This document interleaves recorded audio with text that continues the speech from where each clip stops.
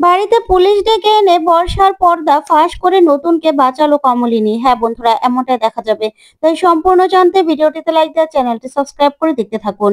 নতুন পর্বে দেখা যাবে বুবলাই আর বর্ষা থানায় গিয়ে কমপ্লেন করে। তারপরে দেখা যাবে বাড়িতে পুলিশ আসে, এসেই বলে, স্বতন্ত্র বাবু, আপনাকে আমাদের সঙ্গে যেতে হবে। তখনই নতুন এই কথা শুনে অফিসারকে বলে, তার মানে আপনি আমাকে অ্যারেস্ট করতে চান, তাই তো? তখনই অফিসার বলে, দেখুন, এত বড় একটা অভিযোগ উঠেছে আপনার নামে, তাহলে তো আমাদের পুলিশি তদন্ত করতেই হবে, তাই না? তাই আপনাকে আমাদের সঙ্গে যেতে হবে।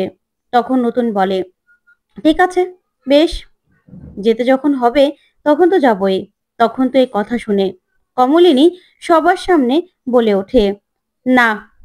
তখন কমলিনীর কথা শুনে নতুন অবাক হয়। তখন দেখা যাবে কমলিনী বলে, তুমি ভাবলে কি করে যে আমি তোমাকে অবিশ্বাস করব? তারপরে কমলিনী বলে, শোনো, তুমি আমাকে কালকে একটা কথা জিজ্ঞাসা করেছিলে যে আমি তোমাকে বিশ্বাস করি কিনা। তখন তোমাকে আমি একটা কথাই বলেছিলাম যে এই রাতটুকু আমাকে সময় দাও। কেন এই রাতটুকু আমি সময় নিয়েছিলাম তুমি জানো? তখন তো নতুন এই কথা শুনে কমলিনীর দিকে তাকিয়ে থাকে।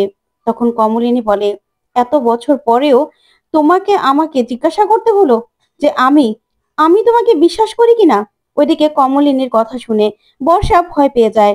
তখন কমলিনী বলে, জানো তো, রাতভর শুধুমাত্র আমি একটা কথাই চিন্তা করেছি, যে তোমার আর আমার সম্পর্কটা এখন কোন জায়গায় দাঁড়িয়ে আছে।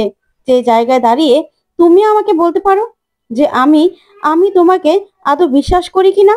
তখন তো এই কথা শুনে নতুন কি বলবে ভাষা খুঁজে পায় না।